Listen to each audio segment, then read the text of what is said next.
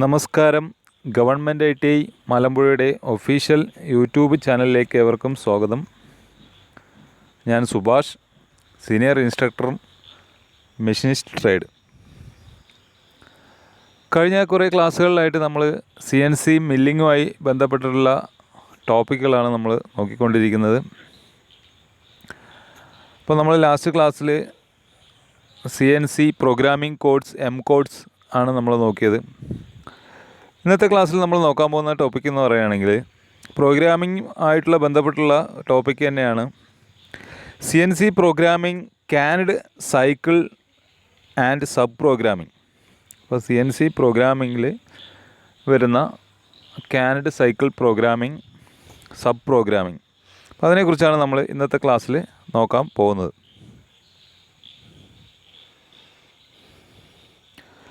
Kant cycle എന്താണ്? Kant cycle എന്ന് പറയുന്ന ഒരു പ്രോഗ്രാം ചെയ്യുന്ന ഒരു മെത്തേഡാണ്. Kant cycle is a way of convenient performing repetitive CNC machine operation. നമ്മൾ റിപ്പീറ്റഡായിട്ട് ചെയ്യുന്ന മെഷീനിങ് ഓപ്പറേഷൻ ഈസി ആയിട്ട് പ്രോഗ്രാമിംഗ് ചെയ്യാൻ ഉപയോഗിക്കുന്ന ഒരു മെത്തേഡാണ് നമ്മൾ കാൻഡ് സൈക്കിൾ എന്ന് പറയുന്നത്. Canned cycle automate certain machining functions such as drilling, boring, threading, pocketing, tapping, etc. അപ്പോൾ സ്പെഷ്യൽ ഓപ്പറേഷൻസ് ആയ കുറേ ഓപ്പറേഷൻസ്, ത്രെഡിങ്, പോക്കറ്റിംഗ്, ടാപ്പിംഗ്, അങ്ങനെയുള്ള ഓപ്പറേഷൻസിൽ സാധാരണ പോലെ ടൂളിൻ്റെ മൂവ്മെൻ്റ് അല്ല വരുന്നത്. അപ്പോൾ അങ്ങനെയുള്ള ഒരു ഓപ്പറേഷൻസ് നമ്മൾ ചെയ്യാൻ വേണ്ടിയിട്ടാണ് നമ്മൾ ഈ കാൻഡ് സൈക്കിൾസ് ഉപയോഗിക്കുന്നത്. അപ്പോൾ കാൻഡ് സൈക്കിൾ ഉപയോഗിക്കുമ്പോൾ ഇങ്ങനെയുള്ള ഓപ്പറേഷൻ നമ്മൾക്ക് ഈസി ആയിട്ട് ചെയ്യാനായിട്ട് സാധിക്കും.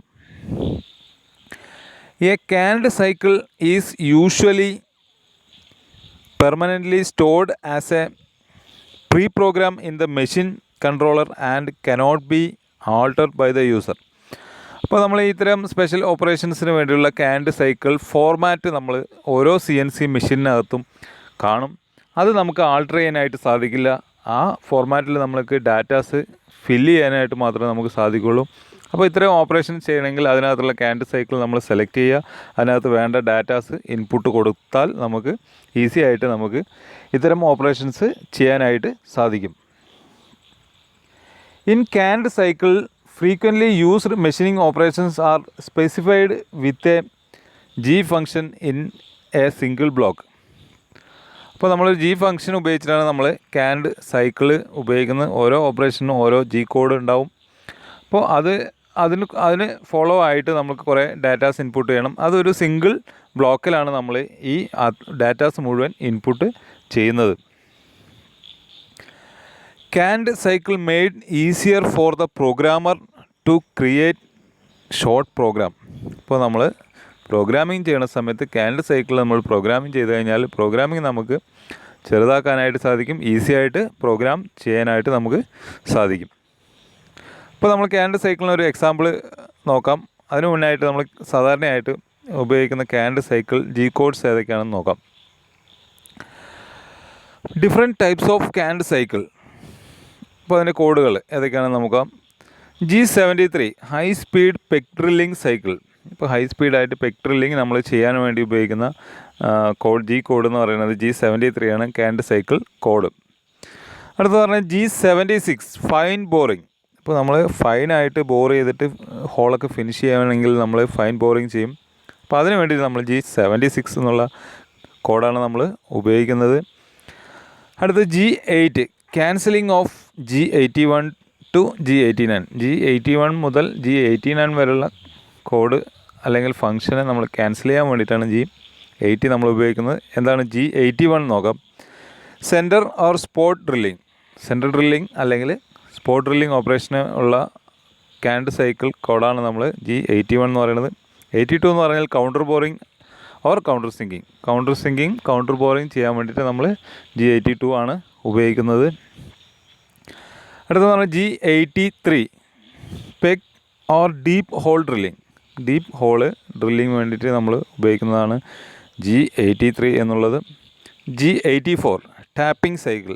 ടാപ്പിങ്ങിന് വേണ്ടിയിട്ട് ഉപയോഗിക്കുന്ന കോഡാണ് G84 എന്ന് പറയുന്നത്. അടുത്ത പറഞ്ഞാൽ G85-89 ബോറിംഗ് സൈക്കിൾ. സാധാരണ നമ്മൾ നോർമൽ ബോറിംഗ്, അതിൽ ഓരോ കോഡുകളിലും ഓരോ വ്യത്യാസം ഉണ്ടാകും. ബോറിങ്ങിൻ്റെ ഓപ്പറേഷൻസിൽ ചെറിയ ചെറിയ വ്യത്യാസങ്ങളുണ്ടാവും. അതുപോലെ അടുത്തത് G150 പോക്കറ്റ് മില്ലിങ്. ഇപ്പോൾ നമ്മൾ പോക്കറ്റ് ഒക്കെ മില്ല് ചെയ്യാൻ വേണ്ടിയിട്ട് നമ്മൾ ഉപയോഗിക്കുന്ന ക്യാൻഡ് സൈക്കിൾ കോഡാണ് G150 എന്ന് പറയുന്നത്. ഇനി നമ്മളെന്താണ് ക്യാൻഡ് സൈക്കിളിന് ഒരു എക്സാമ്പിൾ നമ്മൾ നോക്കുകയാണ്. ഡ്രില്ലിങ് എന്നുള്ള ഒരു എക്സാമ്പിൾ നമ്മൾ എടുക്കുകയാണ്. ക്യാൻഡ് സൈക്കിൾ നമ്മൾ എങ്ങനെയാണത് വർക്കാവണം എന്നുള്ളത് നോക്കുകയാണ്. അപ്പോൾ നോർമലി നമ്മളൊരു ഡ്രില്ലിങ് ചെയ്യണം, ഒരു തിക്നെസ് കുറഞ്ഞ പ്ലേറ്റിൽ നമ്മൾ ഡ്രില്ല് ചെയ്യണമെന്നുണ്ടെങ്കിൽ, അപ്പോൾ നമ്മൾ ഡീപ്പ് ഹോളല്ല, സാധാരണ ഒരു തിക്നെസ് കുറഞ്ഞ പ്ലേറ്റിൽ ഡ്രില്ല് ചെയ്യുന്നതാണ് നമ്മൾ ഈ എക്സാമ്പിളായിട്ട് നമ്മളിവിടെ എടുക്കും. അപ്പോൾ ടൂൾ നിൽക്കുന്ന ഒരു പൊസിഷനുണ്ട്. ആ പൊസിഷനിൽ നിന്ന് നമ്മൾക്ക് ഡ്രില്ല് ചെയ്യേണ്ട പൊസിഷനിലേക്ക് ഡ്രില്ല് മൂവ് ആവണം. അതാണ് നമ്മൾ ഈ ഓപ്പറേഷൻ 1 എന്ന് പറയുന്നത്. അപ്പോൾ അത് നമ്മൾ XYZ ഡയറക്ഷനിൽ നമ്മൾ കോർഡിനേറ്റ്സ് കൊടുക്കുമ്പോൾ നമുക്ക് വേണ്ട പൊസിഷനിലേക്ക് അത് വരും. അതാണ് ഈ ഓപ്പറേഷൻ 1 എന്ന് പറയുന്നത്. ഇനി ഓപ്പറേഷൻ 2 എന്ന് പറഞ്ഞാൽ rapid positioning up to the R level. അപ്പോൾ നമ്മൾ ഈ ഓപ്പറേഷൻ 1ഉം ഓപ്പറേഷൻ 2ഉം മൂവാവും, ഡ്രില്ല് നമ്മളൊരു R പറഞ്ഞ പൊസിഷനിലേക്ക് വരുന്നത്. ഇതൊക്കെ നമുക്ക് കട്ടിങ് ഇല്ലാതാണ്. അപ്പോൾ നമ്മളത് റാപ്പിഡായിട്ടാണ് നമ്മൾ മൂവാക്കുന്നത് G00 കൊടുത്തിട്ട്.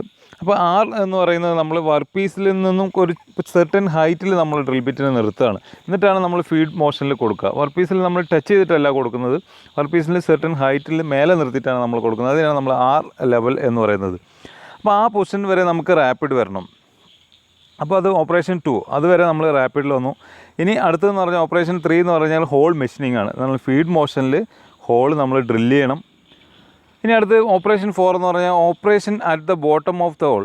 ഇപ്പോൾ നമ്മളെന്താണ് bottom of the hole, drill തുളഞ്ഞ് ബോട്ടത്തിലെത്തി ഇറങ്ങി, ഡ്രില്ല് ഇറങ്ങി, നമ്മൾ വേണ്ട റിക്വയർഡ് ഹൈറ്റിൽ നമ്മൾ ഡെപ്തിൽ നമ്മൾ ഡ്രിൽ ബിറ്റ് ഇറങ്ങിപ്പോയി. ഇനി അടുത്ത ഓപ്പറേഷൻ 5 എന്നാൽ return to R point level. അപ്പോൾ നമ്മൾ ആ ഇനീഷ്യൽ പൊസിഷൻ എവിടെ നിന്നാണ് നമ്മൾ സ്റ്റാർട്ട് ചെയ്തത് ആ പൊസിഷനിലേക്ക് റിട്ടേൺ പോവുക. ഇനി അടുത്തത് ഓപ്പറേഷൻ 6 എന്ന് പറഞ്ഞാൽ rapid traverse to the initial position. അപ്പോൾ ആദ്യം ഡ്രിൽ ബിറ്റ് എവിടെയാണോ നിന്നത് ആ പൊസിഷനിലേക്ക് ഡ്രിൽ ബിറ്റ് പോവുക. അപ്പോൾ ഇത്രയും 6 ഓപ്പറേഷനാണ് ഒരു ചെറിയ ഹോള് നമ്മൾ ഡ്രില്ല് ചെയ്യാൻ വേണ്ടിയിട്ട് നമ്മൾ ഉപയോഗിക്കുന്നത്. അപ്പോൾ ഇതെല്ലാം നമ്മൾ പ്രോഗ്രാമിംഗ് ചെയ്തുകൊണ്ടിരിക്കുക എന്ന് പറയുമ്പോൾ നമുക്കൊരു പ്രോഗ്രാം നമ്മൾ വളരെ വലുതായിട്ട് മാറും. അപ്പോൾ ഇതിന് വേണ്ടിയിട്ടാണ് നമ്മൾ ക്യാൻഡ് സൈക്കിൾ കൊടുക്കുന്നത്. അപ്പോൾ ഈ 6 ഓപ്പറേഷൻ നമ്മളൊരു സിംഗിൾ ബ്ലോക്കിൽ നമ്മൾ കൊടുക്കുകയാണ്. പ്രോഗ്രാമിൽ ഒരു സിംഗിൾ ബ്ലോക്കിൽ നമ്മൾ ഈ 6 ഓപ്പറേഷൻസും നമ്മൾ കൊടുക്കുകയാണ്. അപ്പോൾ നമുക്കറിയാം എത്രത്തോളം പ്രോഗ്രാം ചെറുതാക്കാൻ പറ്റുമെന്നുള്ളത് നമുക്ക് അറിയാനായിട്ട് സാധിക്കും. അപ്പോൾ നമ്മൾ പ്രോഗ്രാമിങ്ങിലേക്ക് പോകുന്ന സമയത്ത് ഈ ക്യാൻഡ് സൈക്കിൾ പ്രോഗ്രാമിംഗ് നമ്മൾ ഡീറ്റെയിൽ ആയിട്ട് നോക്കും. അപ്പോൾ നമ്മൾ ഇപ്പോൾ മനസ്സിലാക്കിയിരിക്കേണ്ടതെന്ന് പറഞ്ഞാൽ ക്യാൻഡ് സൈക്കിൾ എന്ന് പറഞ്ഞാൽ എന്തിനാണ് ഉപയോഗിക്കുന്നത്, അതിൻ്റെ ഫംഗ്ഷൻ എന്താണെന്നുള്ളതാണ് നമ്മൾ അറിഞ്ഞിരിക്കേണ്ടത്. ഇനി അടുത്ത ടോപ്പിക്കായ സബ് പ്രോഗ്രാമിംഗ്. ഇപ്പോൾ സബ് പ്രോഗ്രാമിംഗ് പറഞ്ഞാൽ ഒരു പ്രോഗ്രാം സിംപ്ലിഫിക്കേഷൻ മെത്തേഡ് തന്നെയാണ് നമ്മൾ ക്യാൻഡ് സൈക്കിൾ പോലെ. എന്താണ് നോക്കാം. Sub programming. CNC program may be classified into 2 types, namely main program and sub program. ഇപ്പോൾ നമ്മൾ CNC പ്രോഗ്രാമിന് നമ്മൾ 2 ടൈപ്പ് പ്രോഗ്രാമാണ് ജനറലി പറയുക. ഒന്ന് മെയിൻ പ്രോഗ്രാമും രണ്ടാമത് പറയുന്നത് സബ് പ്രോഗ്രാം. അപ്പോൾ സബ് പ്രോഗ്രാമിനെ കുറിച്ചാണ് നമ്മൾ നോക്കുന്നത്. നമ്മൾ നോർമലി ഇതിനു മുമ്പ് ഡിസ്കസ് ചെയ്ത കുറേ പ്രോഗ്രാമിന് എക്സാമ്പിൾ നമ്മൾ അതെല്ലാം main പ്രോഗ്രാംസാണ്. The programs we have seen so far in the previous examples are actually in the main programs. ഞാൻ നേരത്തെ പറഞ്ഞ പോലെ തന്നെ നമ്മൾ എക്സാമ്പിൾ അതെല്ലാം മെയിൻ പ്രോഗ്രാംസ് ആണ്. Sub program which are also called subroutine are similar to main program in its construction. ഇപ്പോൾ sub program എന്ന് പറയുന്നത് കൺസ്ട്രക്ഷൻ നോക്കിക്കഴിഞ്ഞാൽ മെയിൻ പ്രോഗ്രാമിംഗ് പോലെ തന്നെയാണ് നോക്കുമ്പോൾ ഇരിക്കുന്നത്. The main purpose of subprogram is to avoid repetition of program blocks. അപ്പോൾ നമ്മൾ സബ് പ്രോഗ്രാം എന്തിനാണ് ചെയ്യുന്നതെന്ന് വെച്ചാൽ റിപ്പീറ്റേഷൻ ഒഴിവാക്കാൻ വേണ്ടിയിട്ട്. ഇപ്പോൾ നമ്മളൊരു ഓപ്പറേഷൻ ചെയ്യാണ്, അതിൽ ഇപ്പോൾ നമ്മളൊരു 10 mm ഡെപ്തിലൊരു സ്ലോട്ട് കട്ട് ചെയ്യാണ്. അപ്പോൾ നമ്മൾ ഒറ്റയടിക്ക് 10 mm കട്ട് ചെയ്യില്ല. നമ്മൾ 1 mm അല്ലെങ്കിൽ 2 mm അല്ലെങ്കിൽ റഫിങ്, സെമി ഫിനിഷിങ് അങ്ങനെയുള്ളതാണ് നമ്മൾ ചെയ്യുന്നത്. അപ്പോൾ എന്താണ് അവിടെ വരുന്നത്, റിപ്പീറ്റഡ് ആയിട്ടുള്ള ഓപ്പറേഷൻസാണ് അവിടെ വരുന്നത്.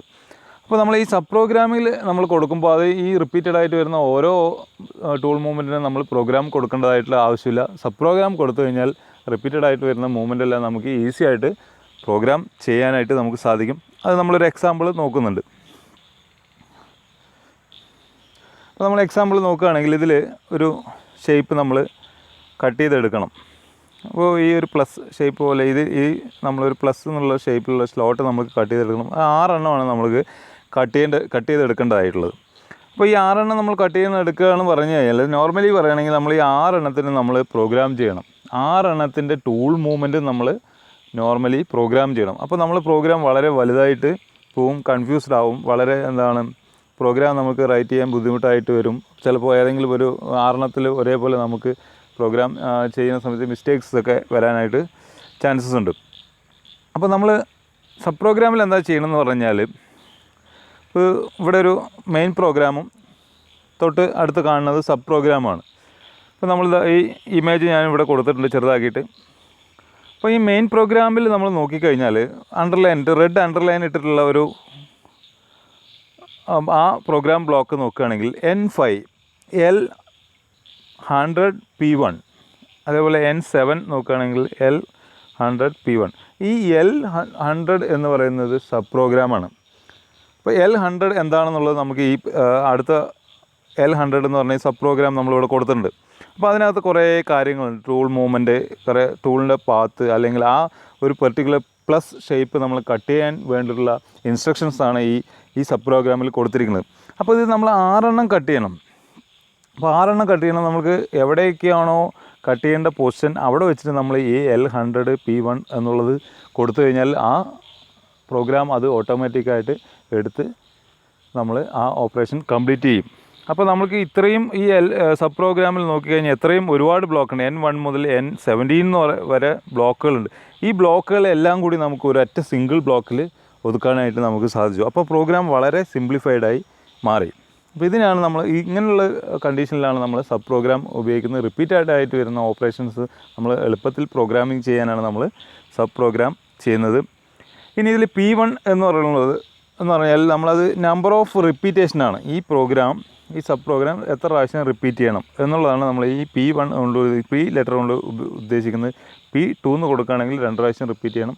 P3 എന്ന് കൊടുക്കുകയാണെങ്കിൽ 3 പ്രാവശ്യം റിപ്പീറ്റ് ചെയ്യണം ആ പൊസിഷനിൽ. അതാണ് നമ്മൾ ഈ P എന്ന് പറഞ്ഞുള്ള ലെറ്റർ കൊണ്ട് നമ്മൾ ഉദ്ദേശിക്കുന്നത്. ഇതാണ് main program, sub programme.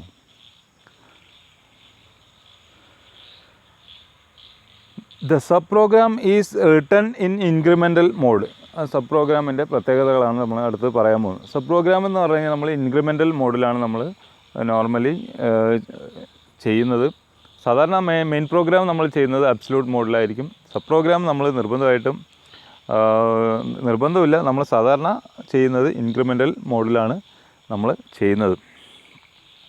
It may be observed that the subprogram for the position is inserted in block N1, N7, N11, N13 and N15 by its number followed by the words P1. The number value P1 indicates the number of times the subprogram is to be operated at the inserted position. അപ്പോൾ ഞാൻ നേരത്തെ പറഞ്ഞാണ് ആ inserted പൊസിഷനിൽ എത്ര പ്രാവശ്യം ആ sub programme repeat ചെയ്യണം എന്നുള്ളതാണ് ആ P എന്നുള്ള ലെറ്റർ കൊണ്ട് നമ്മൾ ഉദ്ദേശിക്കുന്നത്. For example, if we written L100 P3, the subprogram will get executed 3 times in the same position. അപ്പോൾ ആ പൊസിഷനിൽ 3 പ്രാവശ്യം റിപ്പീറ്റ് ചെയ്യും. നമ്മൾ P3 എന്നുള്ള കോഡ് കൊടുക്കുകയാണെങ്കിൽ ആ നമ്മൾ ഇൻസേർട്ട് ചെയ്ത പൊസിഷനിൽ 3 പ്രാവശ്യം അത് റിപ്പീറ്റ് ചെയ്യും.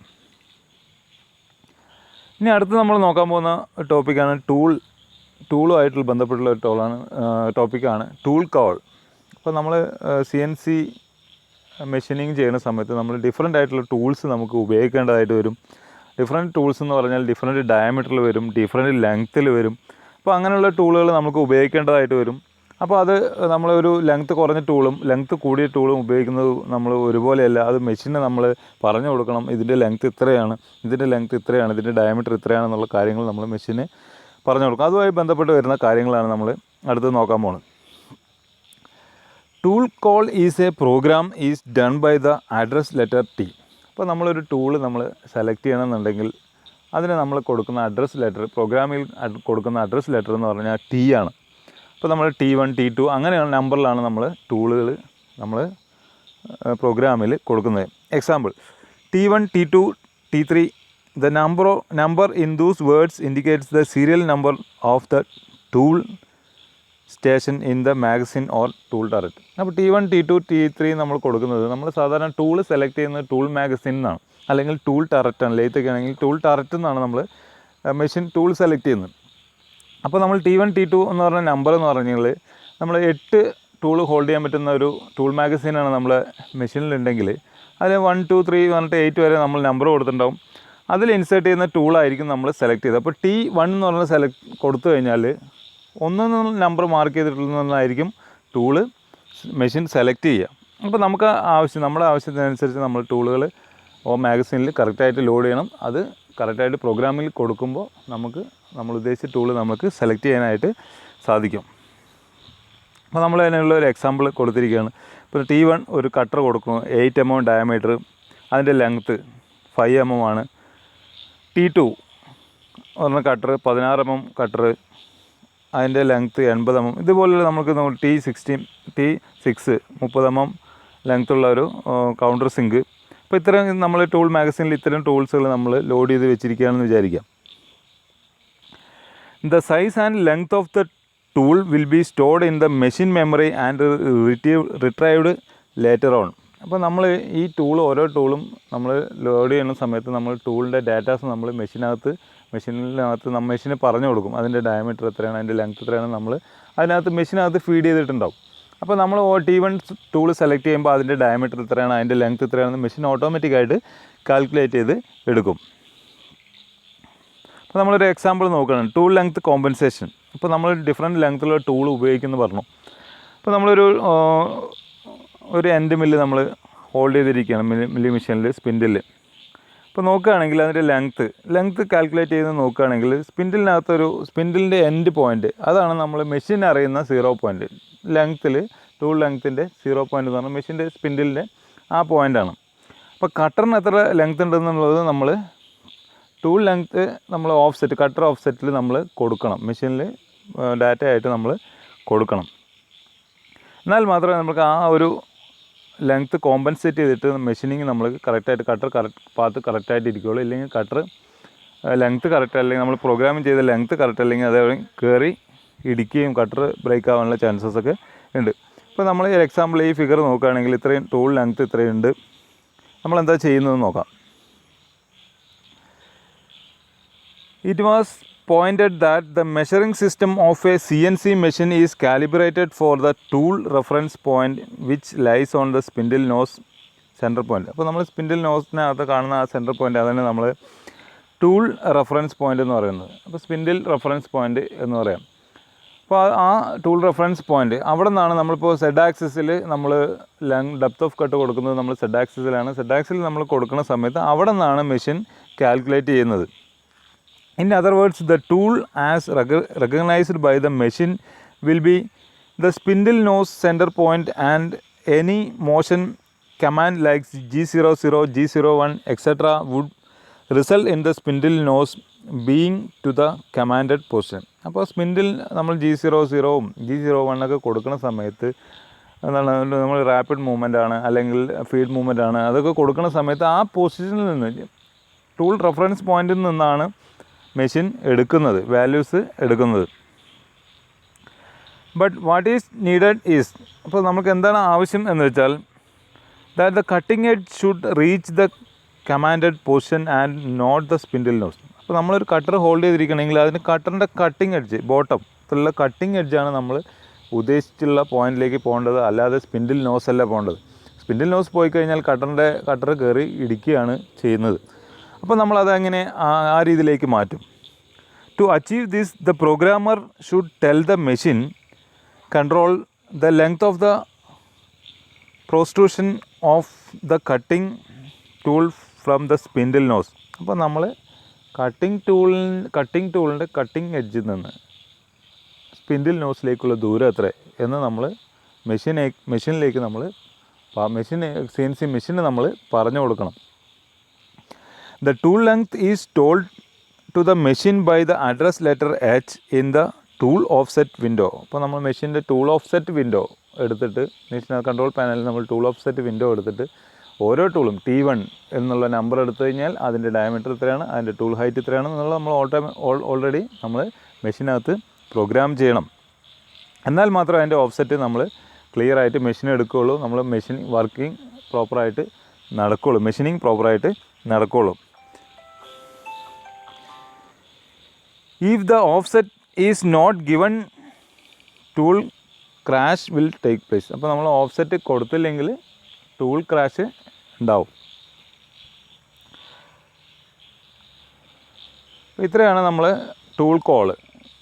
അപ്പോൾ നമ്മൾ ഇന്നത്തെ നോക്കിയ ടോപ്പിക് എന്ന് പറയുന്നത് canned cycle, sub programming, tool call, ടൂളുമായിട്ട് ബന്ധപ്പെട്ടുള്ള ടൂൾ ഓഫ്സെറ്റുമായി ബന്ധപ്പെട്ടുള്ള കാര്യങ്ങളാണ് ഇത്രയും നമ്മൾ ഇന്നത്തെ ക്ലാസ്സിൽ നമ്മൾ ചർച്ച ചെയ്ത്.